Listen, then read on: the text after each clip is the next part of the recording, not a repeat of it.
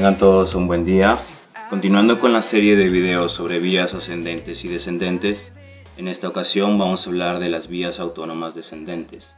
Somos estudiantes de la Escuela Nacional de Tumbes de la Facultad de Ciencias de la Salud, específicamente en la Escuela de Medicina Humana. Los integrantes son Alemán Vega Manuel, Cruz Elías Jean Paul y Morán Bardales y Zoe. Antes de empezar a hablar sobre las vías autónomas, tenemos que comprender de primera mano la organización del sistema nervioso autónomo, tanto su estructura como su función. Vamos a hablar sobre los efectos del sistema nervioso autónomo. Para empezar, el sistema nervioso autónomo se divide en simpático y parasimpático. El simpático es la parte más excitatoria, conocida como el de la lucha y el de la huida. Y el parasimpático coordina la tranquilidad y las fases de digestión del cuerpo. También es conocido como el que dice descansa y digiere. Este es un regalo de nuestros ancestros que tenían que enfrentarse a situaciones muy peligrosas y riesgosas como el cazar a un animal o huir de algún depredador.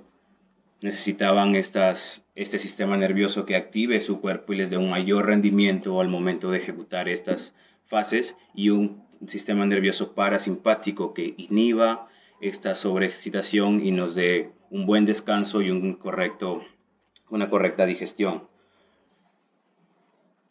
Vamos a hablar los efectos que tienen en distintos órganos, tanto el sistema parasimpático y el sistema simpático. Como por ejemplo en el ojo, el simpático se encarga de la dilatación de las pupilas y el parasimpático la constricción de estas. En las glándulas salivales, el simpático causa una disminución de la secreción salival y en el parasimpático un aumento de la secreción salival.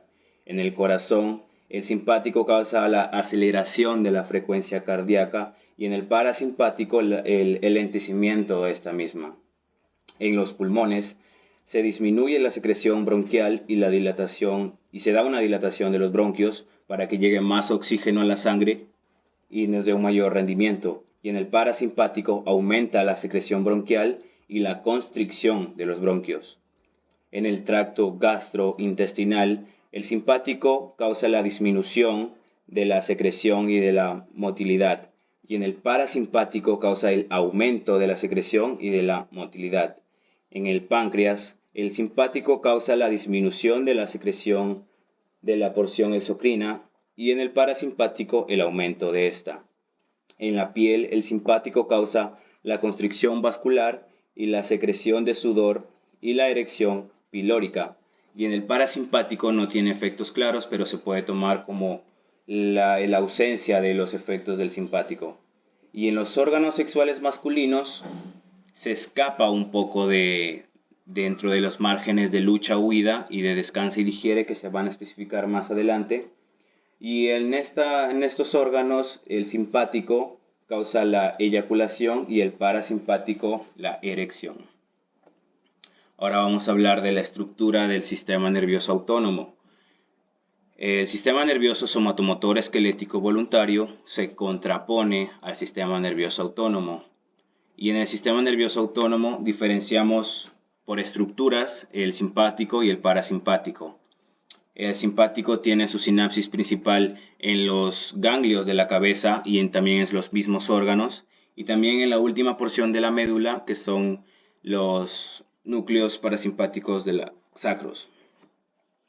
En el simpático vemos la extensión de la sinapsis del simpático desde la vértebra C8 hasta la vértebra L2. A lo largo de esto va a haber un ganglio cervical superior, un ganglio cervical medio y así sucesivamente hasta llegar hasta la última porción. Estos van a estar conectados entre sí por los troncos simpáticos y van a ir directamente a los distintos órganos a ejecutar los efectos antes dicho. En el parasimpático hay mucha más diferenciación por sus núcleos tan específicos. Por ejemplo, el núcleo del facial y del oculomotor van directamente hacia el ojo, y así con distintos núcleos del tronco encefálico. También con las últimas porciones de la médula sacra da igual caso. Ahora por ganglios van a efectuar su distinta función en los distintos órganos. En el ganglio cervical superior se van a irrigar el ojo, las glándulas salivales y lacrimales y los vasos de la cara. En el ganglio estrellado van a ir directamente al corazón y a los pulmones, y en el ganglio celíaco van a llegar al estómago, al hígado, al páncreas, a los riñones y a los intestinos. El ganglio mesentérico superior va a estar conectado con el ganglio celíaco y con el plexo hipogástrico, y ambos van a ir conectados al intestino. El ganglio mesentérico inferior llega a las partes del intestino grueso y el recto, también a la vejiga urinaria y a los genitales, y con el plexo hipogástrico inferior comparten la inervación en las partes del intestino grueso y el recto y en las partes de los genitales.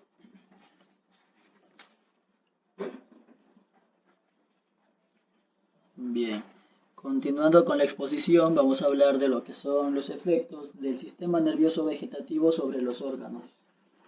Para empezar, debemos saber que la primera neurona central, también conocida como neurona preganglionar, que se puede observar ahí en la imagen, contiene lo que es el neurotransmisor acetilcolina, lo que está en el simpático y en el parasimpático. Bien, ahora, en el simpático hace sinapsis con una neurona noradrenérgica, que está representada de color rojo en la imagen, y además en el parasimpático el neurotransmisor acetilcolina también se encuentra en la segunda neurona postganglionar. Además, debemos saber que para la acetilcolina y la noradrenalina existen diferentes tipos de receptores que están localizados en la membrana celular de lo que es la célula receptora. En función del tipo de receptor, la misma sustancia puede provocar efectos diferentes. Bien, la regulación del sistema nervioso vegetativo. Debemos saber que las acciones del sistema nervioso vegetativo en la periferia están influenciadas a distintos niveles, como se pueden apreciar en la imagen. En un plano superior encontramos lo que es el sistema límbico, que ejerce su influencia a través de centros, ya sea en el hipotálamo, bulbo raquídeo, médula espinal y de forma eferente en los órganos efectores. Entre otros, ¿no? Como por ejemplo el corazón, el pulmón, intestino. Para ser más exacto, lo que es la regulación de la vascularización cutánea.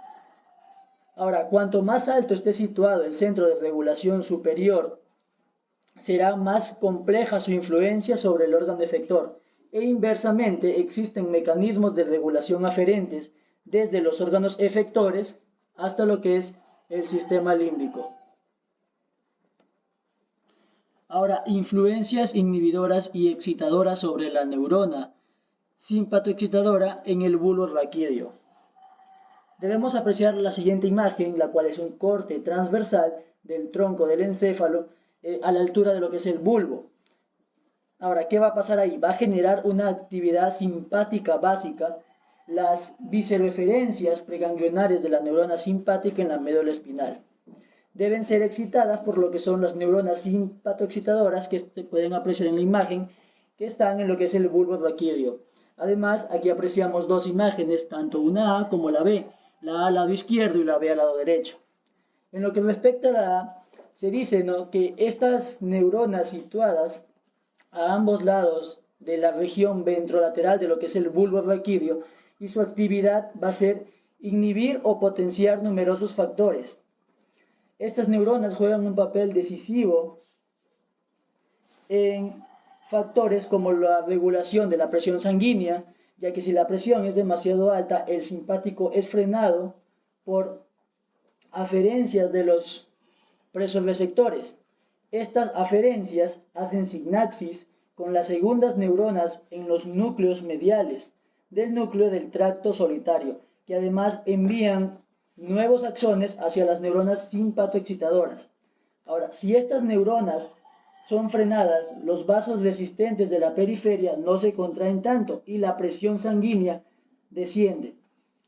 Estas neuronas simpatoexcitadoras envían axones ipsilaterales a través de lo que es el cordón posterior hacia las neuronas simpáticas preganglionares en el asta lateral de la médula espinal. Entonces, según su organización de lo que vienen a ser los circuitos neuronales, en primer momento es importante destacar que tanto el sistema nervioso simpático como el que vamos a ver ahorita, que es el sistema nervioso parasimpático, sigue un modelo neuronal de justamente dos neuronas, ¿no? Es decir, tendremos lo que viene a ser una neurona primaria, que como sabemos va a estar situada en lo que es el sistema nervioso central, ¿no? Y una neurona secundaria que se encuentra situada en lo que es el sistema nervioso periférico. Entonces, la neurona primaria, también conocida como lo que es neurona presináptica o preganglionar, ¿no? Como sabemos, esta neurona tiene su soma o su cuerpo neuronal dentro de lo que es el sistema nervioso central, mientras que una neurona secundaria, también llamada postsináptica o postganglionar, su cuerpo va a estar situado a lo largo de los ganglios autónomos, ¿no? Periféricos, justamente lo que estamos observando. Entonces, antes de entrar en lo que es este tema, en esta parte, tenemos que entender la diferencia entre lo que es un núcleo y un ganglio, ¿no? Un núcleo, por su parte, es la concentración de lo que vienen a ser neuronas, especialmente sus cuerpos neuronales que se encuentran situados dentro del sistema nervioso central, mientras que un ganglio es la concentración de lo que vienen a ser neuronas o cuerpos neuronales que se encuentran a nivel periférico, ¿no? Entonces, el sistema nervioso parasimpático, esto que estamos observando ahorita, tiene un origen cráneo-sacra, ¿no? ¿Qué quiere decir eso? Por la parte craneal que estamos observando en esta parte, los núcleos parasimpáticos van a dar origen a lo que son las fibras parasimpáticas de los nervios craneales, propiamente dicho. Entonces, estos principalmente, como observan en la imagen, se van a ubicar en lo que viene a ser a lo largo de lo que es el tronco encefálico. Entonces, como vemos ahí, tenemos que en el tronco encefálico encontramos cuatro núcleos principales, cuatro núcleos parasimpáticos, que viene a ser el núcleo accesorio del nervio oculomotor, el núcleo salivar superior, el núcleo salivar inferior y el núcleo dorsal del nervio vago. De los cuatro que observamos ahí, el sistema nervioso parasimpático, principalmente el más importante, es el vago, debido a que este nervio, del 100% de las fibras parasimpáticas que proporciona el cuerpo, el 75% se van a encontrar en el vago, ¿no? Y tenemos también lo que vienen a ser las fibras visceroeferentes de estos núcleos que discurren en los siguientes nervios craneales. Como vemos, los nervios craneales que participan en esta parte vienen a ser el oculomotor, el facial, el glosofaringeo y el vago. Estos son nervios propiamente parasimpáticos, ¿no? Entonces, como vemos en la imagen, tenemos diferentes núcleos, como ya se mencionó anteriormente, en donde en primer lugar lo que está el núcleo del nervio oculomotor se va a dirigir principalmente a lo que es el músculo constrictor de la pupila y hacia el músculo ciliar, ¿no? Como estamos observando ahí en la figura. Tenemos también lo que es el núcleo salivar superior, que es el núcleo parasimpático, como yo le mencionaba, de lo que es el facial principalmente. Entonces esto se va a dirigir a lo que es las glándulas salivales, como por ejemplo las glándulas lagrimales, sublingual, submandibular, ¿no? Por otra parte tenemos también lo que es el núcleo salivar inferior, que es el núcleo parasimpático de lo que es el glosofaringio, que como sabemos se va a dirigir principalmente, como se observa en la imagen, a lo que es la glándula parótida. Por último tenemos lo que es el ganglio del núcleo dorsal del vago, el cual emite fibras parasimpáticas, ¿no? Para todo lo que son las vísceras del cuerpo, por ejemplo, como estamos observando ahí, ¿no? El corazón, por ejemplo. Entonces, esta es la parte craneal de lo que es este sistema.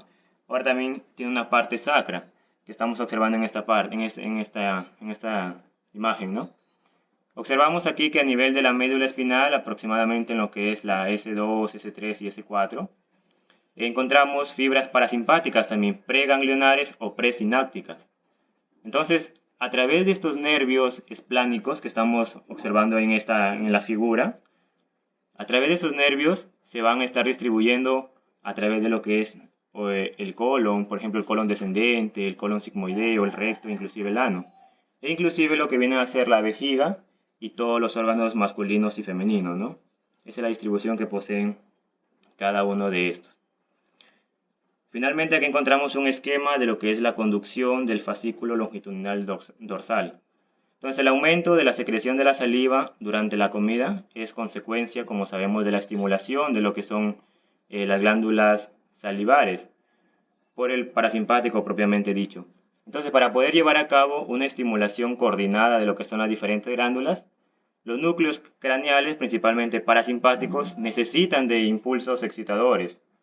Estos van a ser provenientes principalmente de lo que son los centros superiores, como por ejemplo los núcleos tuberales, los tubérculos mamilares, ¿no? Entonces, esto lo que van a hacer es excitar a los núcleos parasimpáticos para así poder provocar un aumento en lo que es la secreción salivar, ¿no? Entonces, la unión con estos centros superiores tiene lugar a lo que es el fascículo longitudinal dorsal. Estamos observando en esta parte, ¿no? Ahí están los principales, que tenemos el tubérculo mamilar, como yo les mencionaba, los núcleos tuberales hipotalámicos, que principalmente justamente se encuentran en lo que es el diencéfalo, ¿no? Entonces, todas estas fibras presentadas aquí son responsables de lo que es la coordinación de los núcleos parasimpáticos y además van a contener distintas fibras, ¿no? que no se encuentran, no se pueden observar en esta imagen.